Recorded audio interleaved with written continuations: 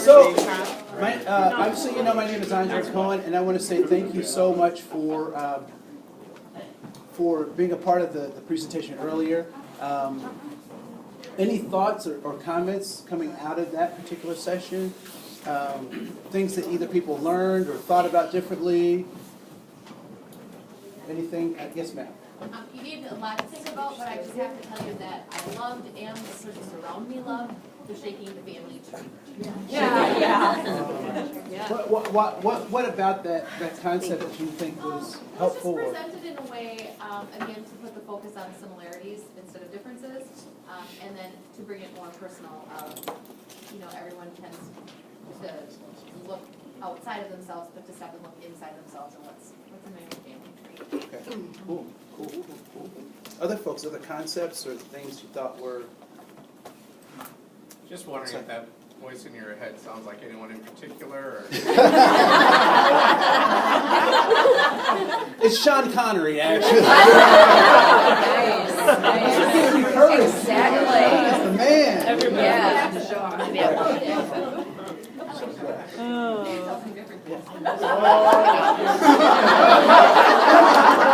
I don't know that I'm old enough to hear that. Clean the mind. Anything else that Even just thinking about slavery, that it's the concept, it's not that they were slaves, that it was that concept of slavery that I didn't think about, my brain didn't wrap around it that way. Yeah. Well, and why do you think your brain did not necessarily wrap around in terms of talking about slavery and that we typically talk about slaves? Why is it? Is that an accident, or is there something to that? I'm not sure. Okay. I wonder I if think they, it's how it was presented to me. Yeah. I wonder if by taking the person out of slave, if it made people who were slave owners, if it made them, you know, Personalized. it didn't It put wasn't them in as a person. It was a, It was a you know, thing, but right? was there a way to commodity maybe handle some of their It guilt? was a commodity. It was they were chattel. I mean, they were we could tax them and that kind of stuff. I think that's the other part. But I also think it's a lot easier to talk about things that are hurtful, and typically things that are hurtful that we can't necessarily change ourselves, and in very abstract ways or ways that detach emotional connection to that.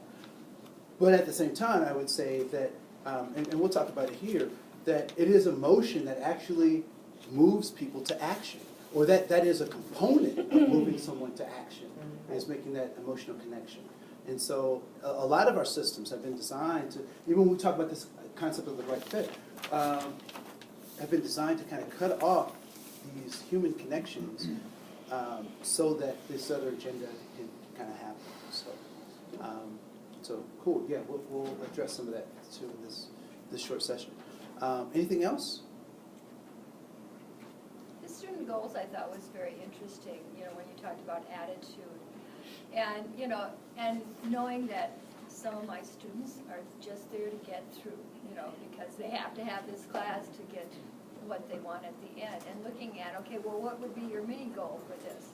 Yeah. How will help you get through this in a more pleasant way? Yeah, and something that I don't talk about in a larger group, but to get my undergraduate degree, I went to school 3 times. And it didn't stick until I was able to identify those 3 things, right? What are the core pieces that I want to get out of this? And one of my mentors said to me, she said, Andre, well, what do you want to do? And I said, well, I want to, I'd like to teach. I want to be a writer. I want to be the first Black Oprah.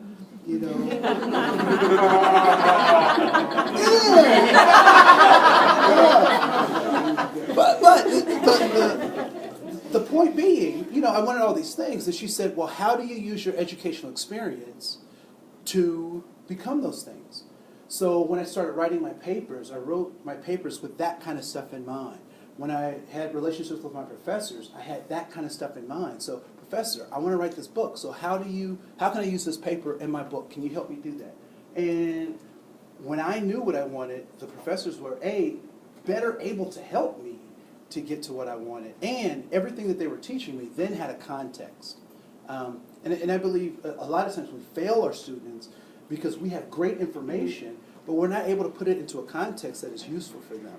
Or they just go through the motions not knowing that if they actually did this thing, it would help them in their endeavors. So I think that's important. So thank you. Yeah. Cool. All right. Well, that session is over, so we're going to start a new session. And so I like to use, I don't know if you've noticed, but I like to use a lot of imagery and a lot of concepts in what I do. And so what do you think this particular bear picture has to do with the title of the workshop, or how are those things related? So what do we put on to make ourselves fit what we think people want? Okay, so we put things on to try to see what people want, or to be what they want us to be in some respects. What else? It kind of reminds me of judging the book by its cover. You think it's a polar bear, but it's really a black bear underneath. Okay. All right. Other differences there. The mask looks very warm and snuggly and cute, and the real bear looks maybe a little mean and gruff. Okay. The mask looks very snuggly and cute, and the bear looks very mean and gruff. One Yes. thing. Okay. After you, sir. Go ahead. Well, he's putting a bear costume on and he already is a bear. He's putting on a bear costume, and he's already a bear, right? Yes, sir. And you can't tell if he's putting it on or taking it off. Oh. So is he being asked to fit in? Okay, so is he being asked to fit in to either put it on or take it off? Yes, sir. I think it look cool with the bear fur coat. A bear with a bear fur coat, right? Yeah, one of the things I think is interesting is we have a real bear who is either taking off or putting on a fake bear's costume, right? And so when we talk about this concept of the right fit, are we asking people to put on a face? Are we asking people to either conceal who they really are versus allowing them to be who they are? And so I think that's an important kind of image to at least percolate thinking for us. Yes, sir. So do we know the black bear is not a costume? We don't know that, right? So it could be a costume with a costume on, right? So this could be a person, blah, blah, blah, blah, blah. There's the multi-layers of a person. Yeah. What is the Russian doll called? The babushka? Yeah, that's the nesting. Right, the nesting dolls. So we will. We talked a little bit about this, and I like to use this as the precursor for a lot of things that I do because it cuts out a lot of malarkey. Particularly, I don't know if you've gone to trainings, but they don't talk about this stuff, and this is the foundation that allows us to talk about diversity and inclusion. If we don't have this, we don't have anything. We're just talking about our feelings and that kind of stuff. So even in your classes, when you get to a point where it's appropriate to talk about diversity and inclusion, the law becomes the platform that we have the conversation, not just the touchy-feely nature of what it means to get along with human beings. Because this 1964 Civil Rights Act was very profound in the protections that it offered folks. And I find it interesting that one of the programs, one of the methods of trying to ensure this was the affirmative action program. And people really get affirmative action confused or aren't clear on it because it's a ghost, it's elusive. A lot of people don't necessarily understand its practices. And to be quite honest, I don't think professionals like myself have done a good job of making sure that we explain what that process is to so that people can understand it in the general public. And so the 64 Civil Rights Act becomes important. And then the following legislation, even talking about Title IX in the 70s, as it relates not only to women participating in all school activities, not just sports. And a lot of people get that confused as well. They think that Title IX is just about sports, when in fact what it did was it made a guaranteed opportunity for women in all aspects. And to be quite honest, whenever we include folks in our conversations, we all get better. We all benefit from the inclusion of folks as opposed to the exclusion folks. And so one of the things we didn't get a chance to talk about in the session before is this concept of discrimination. And so discrimination was defined by law. Discrimination is defined by law. So it is a legal process. And so the remedies for discrimination can only come from legal processes. All right? And we'll talk more about that as we go along as well. So the affirmative action piece is really important because it was a strategy to map and measure and hold people accountable to this kind of lofty idea. And it was designed as a corrective action and to create an opportunity for healing. And so there are three kind of strands, particularly that I think diversity trainers like myself try to implore, and sometimes they get confused about what those three strands are.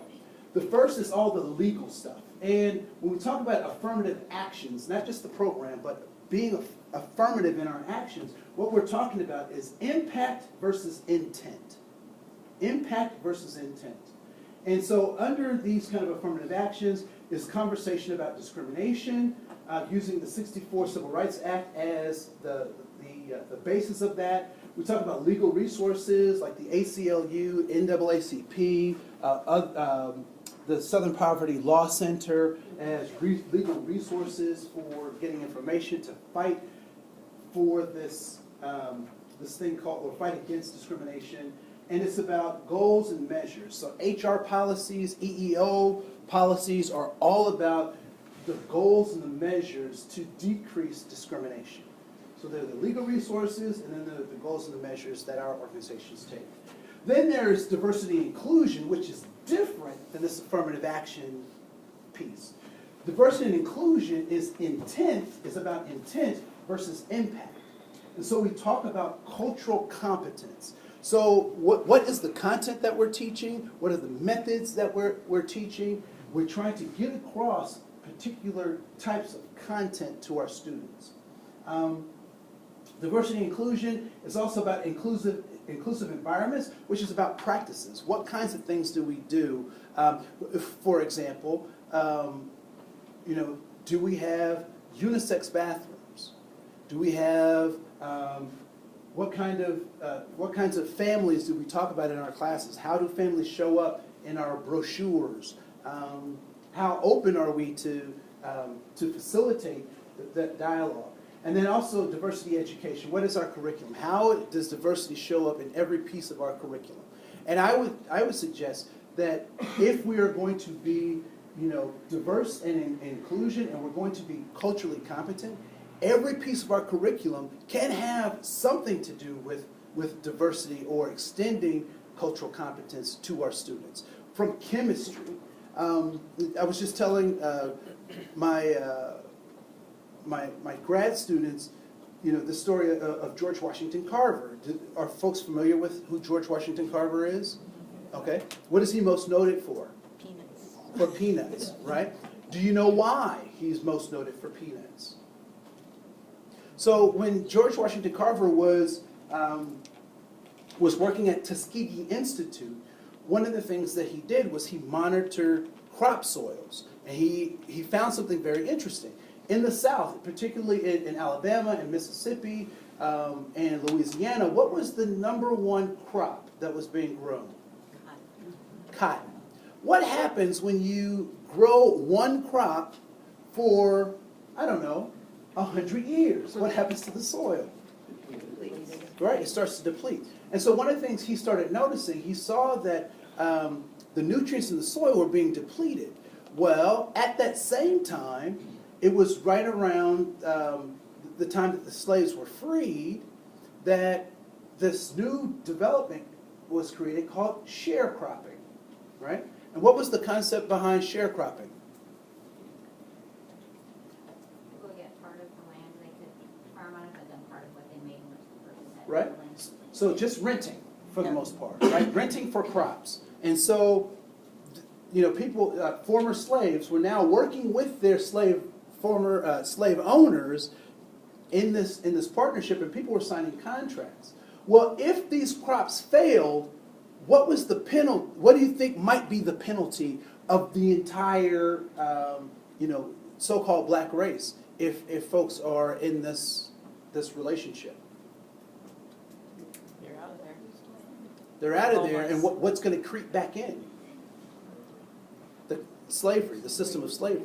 And so George Washington Carver prayed to God. He said, God, I know that these things it's going to happen. Give me a crop that will save people's livelihood. And so he discovered the peanut. Now, the problem was that cotton was lucrative, had lots of uses, and the market was just flush with it, and it was easy money to make. What was the problem with peanuts? What do you do with it? So it was great for the soil, but what do you do with it? And so what he had to do was, he had solved the problem about the soil, but now he had to solve the problem about the marketplace. And so he started doing all these experiments and finding all these ways to extract the great things about the peanut, and he actually saved a generation from going right back into the system that they came out of. Now, in that story, there's tons of stuff that we can apply in every aspect of education, from social studies to science to marketing and economics, all just in that one story. And there are hundreds of stories from hundreds of different people that we can add as the part of the narrative to make our places more impactful and more inclusive. And then there's lastly, is the human behavior. People change. So human goals, the human soul, and perceived conflict. It is my belief that human beings are not inherently in conflict with one another. That the conflict is because of these obstacle illusions. That our methods may be different, but at our core, we want the same things. And so we'll talk more about that. So these are some strategies that oftentimes we don't get a chance to talk about, or we don't think about in terms of our hiring processes, in terms of how we make decisions about who is a part and who is set aside in our classrooms. So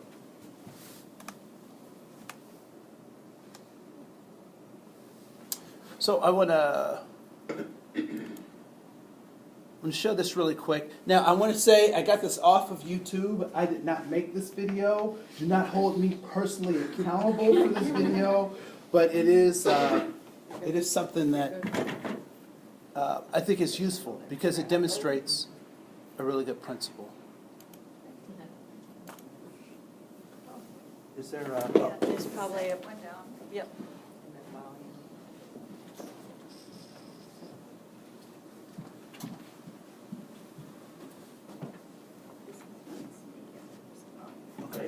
And finally, the oh, third that's me. question, Be quiet. I really want you to Okay. Many of you have seen this before. So I lived it.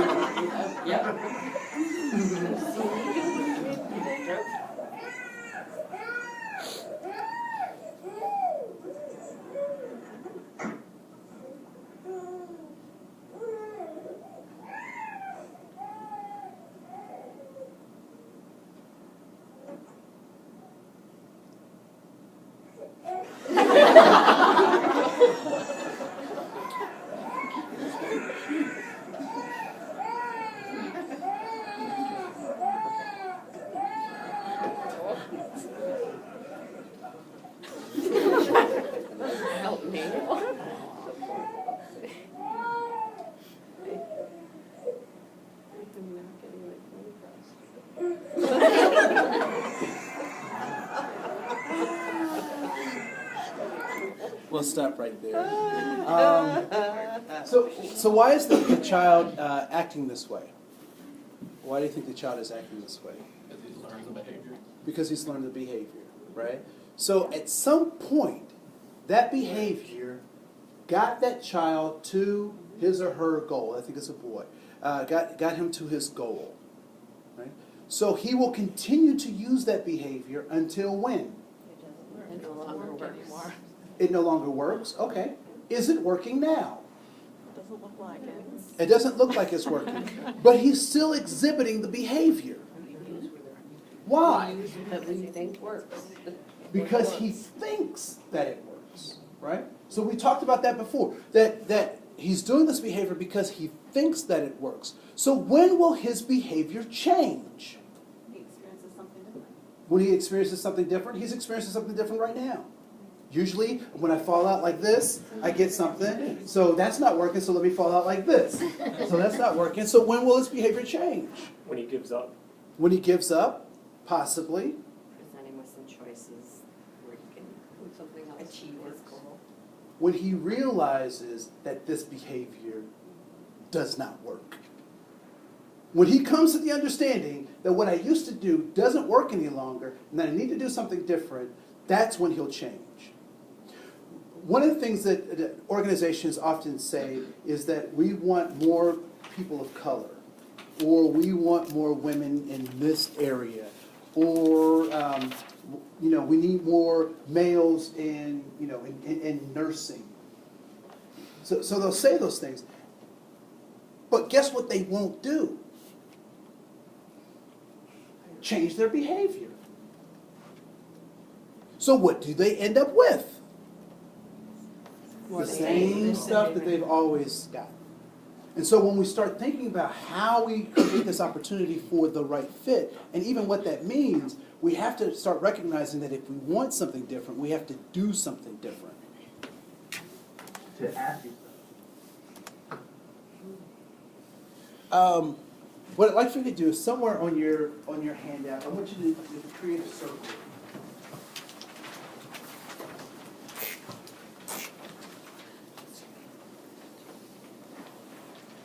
And let's call this the circle of all human knowledge. Okay, it's a little dramatic, right? Let's say it's a pie of all human knowledge. What I want you to do is I want you to cut yourself a piece of pie the size of what you know of everything that there is to know. Everything, all knowledge, all science, all... Okay, so cut yourself a piece of pie. So what are some examples of things that you know for sure? The more I know, the less I know. The more you know, the less you know. All right. Anyone else? The more I know, I don't know. You know what you know. Okay. The more I know. No, give me a fact or something concrete that you know. Yes. I know I will die. You know you will die. Very good. Thank you for the optimism. Yes, sir. I know the sun will come up tomorrow. You know the sun will come up tomorrow. One more thing someone knows. I know it's snowing out. You know that it's snowing out. So those are things that you know. Now, we're going to cut this pie into 3 pieces. And so I want you to think about the second piece and leave space for the third piece. The second piece is I want you to cut yourself a piece of pie relative to the size of what you know you do not know.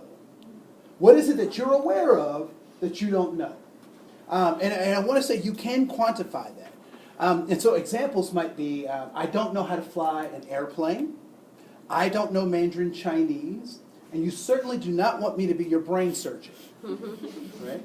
So I know what I do not know. So I want you to cut that, keeping in mind that there is a third piece of pie.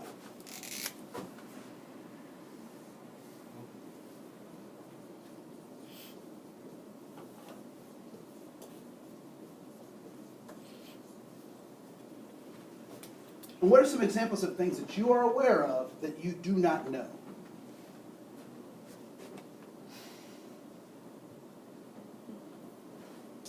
I do not know how to read music. Okay, so you don't know how to read music. Please raise your hand if you also do not know how to read music. All right, cool. As I've been reminded, I don't know what it's like to give birth. Right? Please raise your hand if you do not know what it's like to give birth. All right, one more. Yes. I don't know when I will die. We got Edor in the class. Oh, bother. That's great, thank you. Thank you. So we have obviously what we know, we have what we know we don't know, and what do you think this third part is? Everything. That's right, it's what you don't know, or a blind spot. It's a blind spot.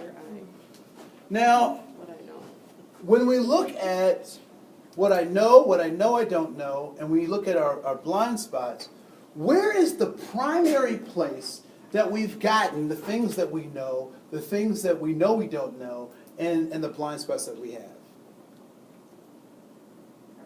Our parents. And where did our parents get their pie from? From their parents.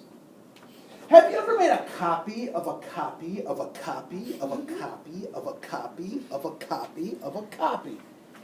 So good. Does it look like the original when you get to 4th or 5th generations? No, not so much. Not so much. And so what our parents have done is they've taught us the best that they know, given their context, and passed those things on for us to use in our context. And those things are called paradigms, or the way you see the world.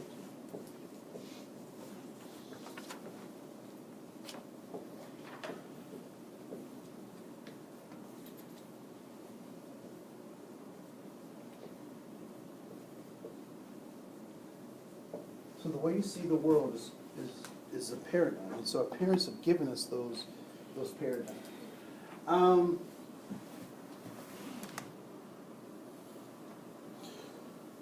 So when we start talking about this concept of the right fit, what we have to understand is that we are operating with a paradigm. And many times it's a paradigm that's been handed to us as opposed to a paradigm that we've built ourselves or one that we can be critical using ourselves.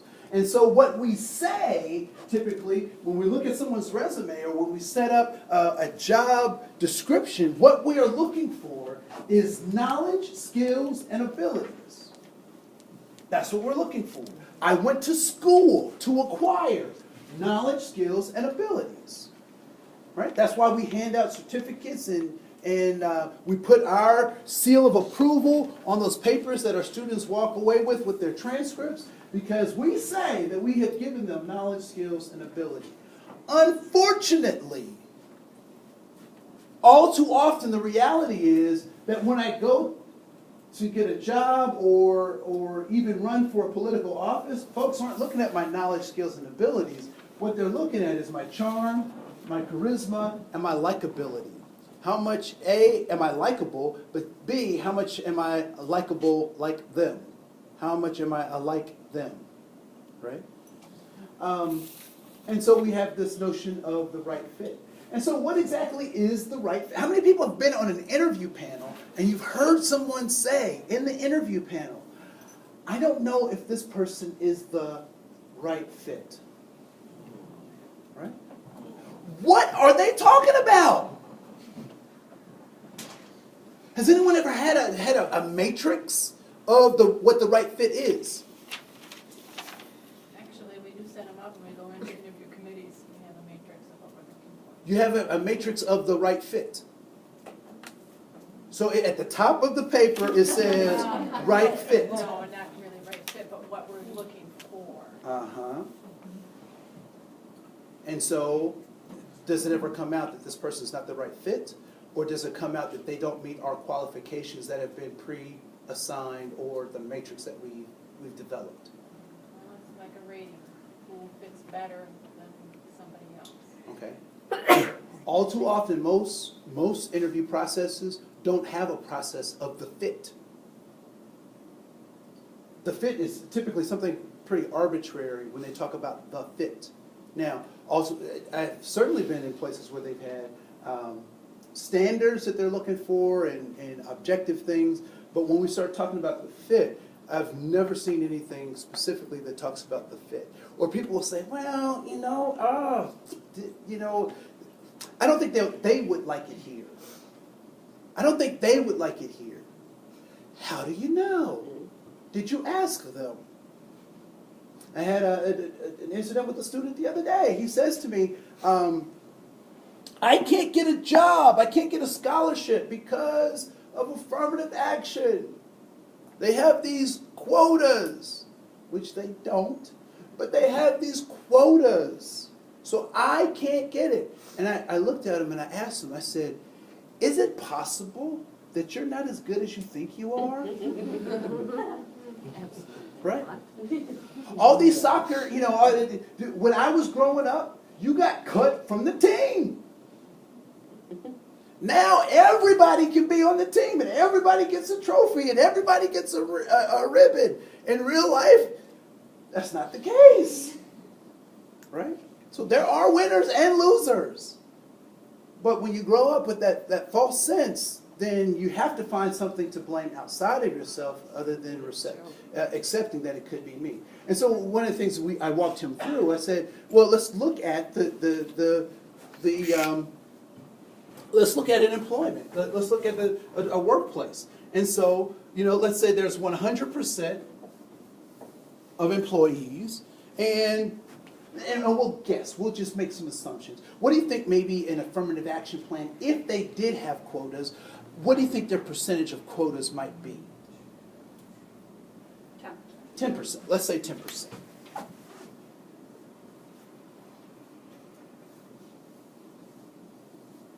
So that means that the rest of the job pool is 90%. So if there are these so-called set-asides for 10% of the people, is this an easy number to get to or a difficult number to get to? 10%. What do you think? Depends on your population. Depends on your population, and we'll just make some assumptions. Easy or difficult? Okay, let's do it like this. Let's say that it's easy to get to 5%. Right? So it's easy to get to the 5%, and let's say I'm having difficulty getting the other 5%. So now I have 90% versus 5%. I can't get a job because they have these set-asides for these people. Look at the numbers. Who am I competing? Am I competing against the 5% or am I competing against the 90%? Who should I be blaming? Let's look at the 90%. Oh, I might not be that good. And so this is where some of this right fit stuff starts to fall in, because we can't necessarily or don't want to admit some of the truths that are part of the systems that we operate in.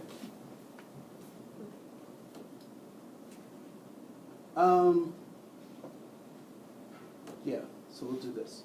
Okay, so, how did I do it before?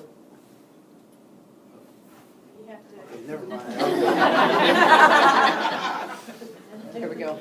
So the power of a paradigm shift. So here's some thinking that we have to question. Am I as good as I think I am? And is there something that I could be missing by having this paradigm, particularly that I am better than what I think that I am, right? One of the things that we should be doing is looking at capacity building and creating standards of excellence. So I had this job that was open in the county, and I oftentimes, resumes would come through my office just to kind of check their processes and that kind of stuff. And so I had this position come through for a licensed registrar. So this was the person that you go to the DMV and get your license and that kind of stuff. And we had two candidates that were at the top of this class. One had been a temp there for 2 years. She had the highest scores in terms of the tests that they had to take, and she knew what she was doing because she had been there for 2 years. So she was the shoo-in for the work. The second candidate came in terms of numerical, variation or whatnot, was within 2% of the top candidate, which is not really that big of a difference, but numerically there was a 1 and there was a 2. And so the number 2 candidate was from a different county, which is a bigger county, and she played a dual role there as the licensed person, but she was also a Hmong interpreter. And so I asked the supervisor this question. I said, first of all, you can do what you want, but which of these individuals keeps us at the same level of excellence that we have today? And which of these individuals expands our capacity to be excellent in ways that we're not today? And so I left her with those, looking at those two candidates, I left her with that, and I said, you make the decision, blah, blah, blah. So I walk away from that. 2 weeks later, guess who she hires? Guess. She hires the number 2 person, the Hmong woman. Why? Because she understands that the right fit is determined by what it is that we need as an organization as opposed to what my personal likes or dislikes are. So she put her personal uncomfortableness aside to say that the organization needed something different and new that expands our capacity. Right? So because if we don't do that, sometimes we might be missing something. So I'm going to show you a video. And in this video, and many of you may have seen this or used this even in your own classes, but in this particular video, there are kids with white shirts and kids with black shirts. And the kids in white shirts will be passing a ball to other kids in white shirts. And what I'd like for you to do is to count how many times the kids in white shirts pass the ball to other kids in white shirts. And I want you to write that number down. All right? Is that clear? Okay, because someone repeat back to me what I'm asking you to do. Count the number of passes between white shirts. Count the number of passes and bounces, because sometimes they will bounce it and then pass. So count the number of bounces and passes from kids with white shirts to other kids with white shirts. All right? So here we go.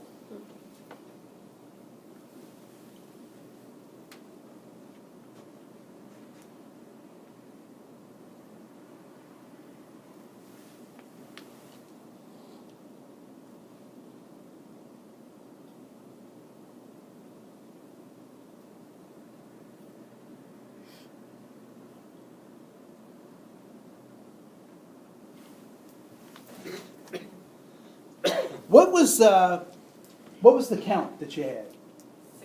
16. Okay. 19. Okay. What was that? 22. Okay. Great. What was written on the wall? It was an S. It was an A. Okay. So it was NS? No, I just thought it was an S. Sorry. Okay. So you thought it was an S? Yes. Okay. You thought it was one S? Two S's, one S. I don't know. I thought there was 2 S's, but Okay. And someone said they saw A. All right. How many kids were in sweatshirts? None. Okay. How many kids were in jeans? All of them. Okay. Was there anything else that was interesting in the video as you were watching it? Gorilla costume. There was someone walking out of a picture. So someone walking out of a picture? Kids in All right. black shirts only pass the kids in black shirts. So kids in black shirts only pass the kids in black shirts. And someone said gorilla costume. Okay. So please raise your hand if you saw a gorilla costume. Okay. So we should just go on. Watch that video, Kat. So what's written on the wall? did I not read it right? Right. Did anyone see the elevator doors? Yeah. I was wondering why they were passing the ball in front of the elevator. It's a safety hazard. You fall right through the elevator. Okay, there's one sweatshirt. There we go. So there's one sweatshirt. Okay. Black jeans on, I think. There we go.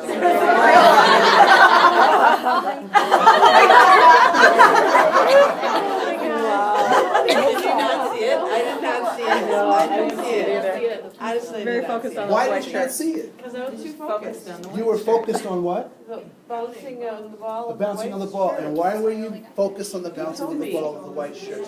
Because I set a paradigm Yeah. for you. Yeah. And so when we talk about this concept of the right fit and we don't tell the truth, we're missing out on the diversity, we're missing out on all sorts of things that we'll never recognize if we don't get out of ourselves to risk and take some challenges and to include people that we typically would not or could not include because of our paradigm. So let's go to your handout at this point. On the front, it says Myth of the Right Fit on the front. And there is a picture of an American girl in Italy. It's a little small, but I think you can see what's going on there. In terms of, we talked about earlier, dignity, honor, and being human. Is she being shown dignity and honor and being human? No. And what are some clues that she is now? She's trying to close in on herself. So she's trying to close in on herself, she's trying to protect herself? Okay. The guys just have this look like a baby. She's being ogled. Okay. Okay, so she's being ogled and pointed at and that kind of stuff. So what does that do, when that happens, what does that do for someone's ability to give their 100% best? Does it increase it or decrease it? It decreases it. We refer to that decrease as discretionary effort. Discretionary effort. The amount of energy, the amount of talent, the amount of time that I'm willing to give to a thing based on my subjective emotional state. Discretionary effort. What is directly related to that? Now, are they doing anything illegal? No, they're not doing anything illegal. Is the right fit saying someone is not the right fit illegal? No, it is not illegal. So micro inequities, a simple way of talking about micro inequities is that it is all of those things up to the line of discrimination that people do. So ignoring people, emailing or typing while someone is trying to talk to you, laughing when people leave the room because you're talking about them, right? Or being quiet when they come into the room because you're talking about them. Those are not things that are illegal, but what do they do to discretionary effort? Do they increase it or decrease it? They decrease discretionary effort. When we talk about this concept of respect, there are 5 ways to not get respect, and there's only one way to get it. The first way not to get respect is to say, do as I say, not as I do, right? Because we don't give hypocrites respect. Second is when people say you have to earn my respect. Respect can never be earned because the person who says you have to earn it is the one who is making the determination as to when and how you've earned it. And so that in and of itself is subjective, right? And so when we talk about this concept of respect, you have to give respect in the face of disrespect for it to be authentic respect. And when you, in the face of disrespect, you give respect, it changes the atmosphere around you. And the people around you say, I could have never done that. That's incredible. Now, what I'm not telling you to do is to take people's crap. There's a line, right? But even in them dishing that stuff out, you have to remember who you are and be respectful. Next is boys will be boys. When people say, well, that's how it's always been, that's unacceptable because contexts change. And so we have to adjust and adapt to that context. For example, many of our grandparents called Brazil nuts by another name. Yep. And now we call them African American nuts. No, I'm joking, right?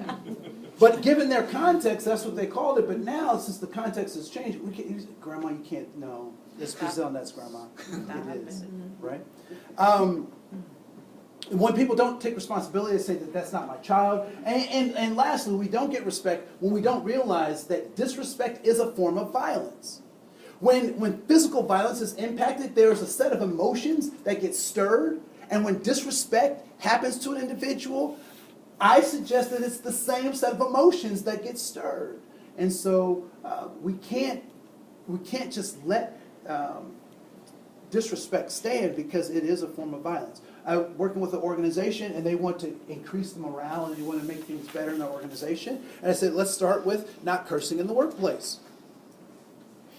They were like, well, that's how we let off steam. That's how we, no, that's how you let off steam at home, in your car. But in this workplace, because words have power, how many people have had a conversation with someone and you knew they were smiling, but you could not see them? Right? Yeah. That's not limited just to smiling.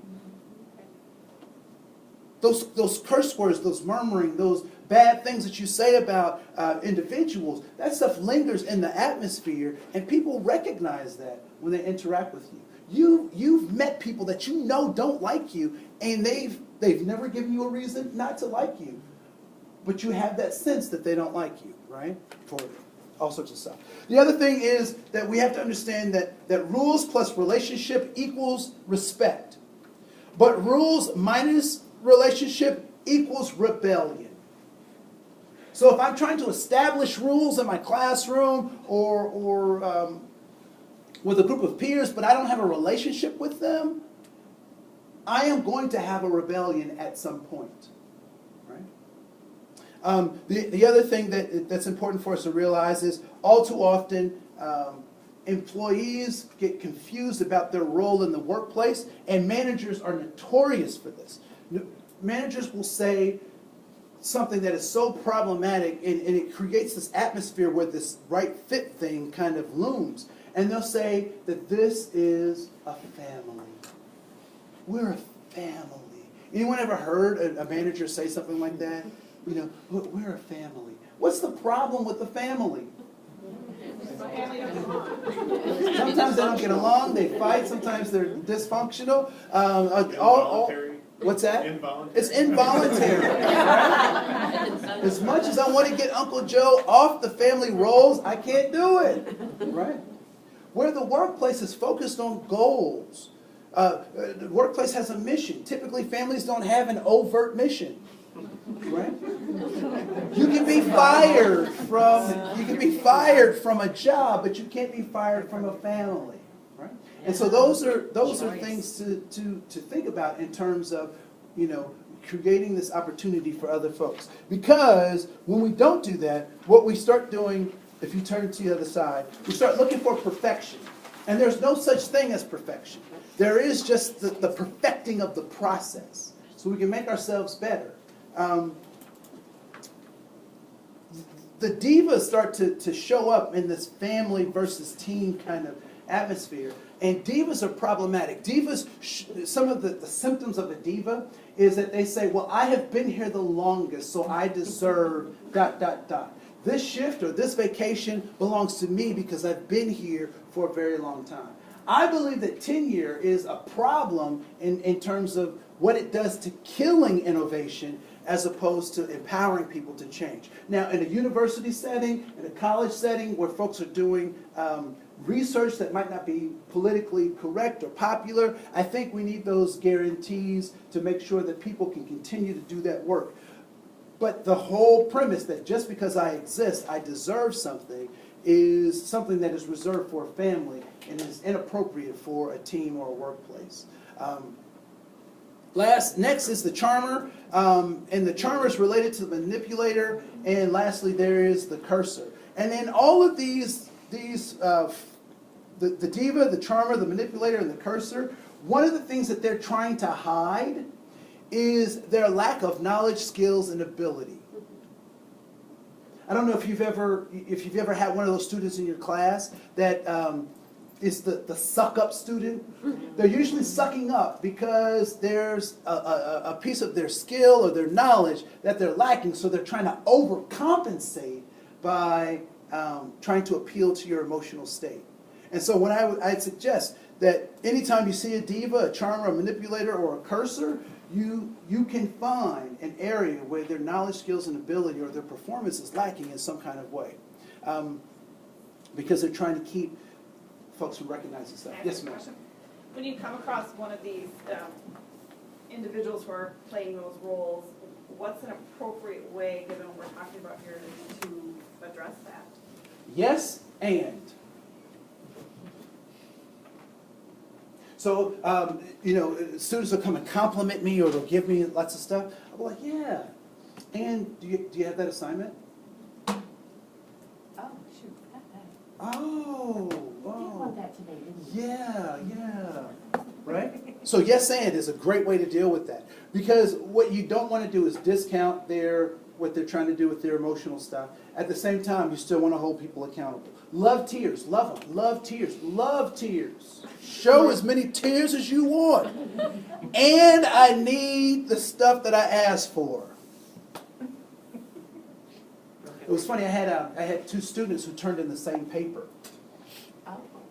That never happened. Miracle. Yeah. They were like, how did this happen?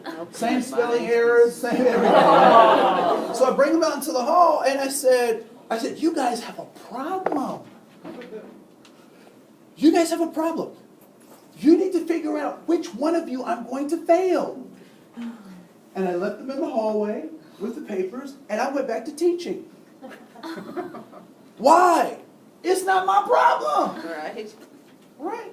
So they wanted me to no, I'm not Samson. I mean, Solomon, the wise one. Right? I'm not that wise. No, y'all figure it out. You tell me who I'm going to fail, and then I'm going to go back to teaching. Right? So you hold people accountable to what they said they wanted to be accountable to.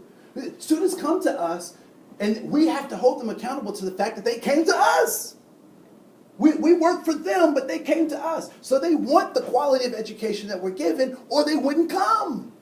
So we got to hold them to what they want us to hold them to. Even if they don't recognize everything that they want us to hold them to, they're here. Therefore, we have to hold their feet to the fire. Yes, ma'am. Yes, and we're running out of time. Oh, good. Because I'm running out of stuff. That worked out. Funny how that all works. I doubt that. The last point that I want to just leave you with is that all too often we try to create things, we try to create environments, we try to create bonsais. But what is the problem with the replication of a bonsai tree? It replicates. When it does replicate, how does it replicate?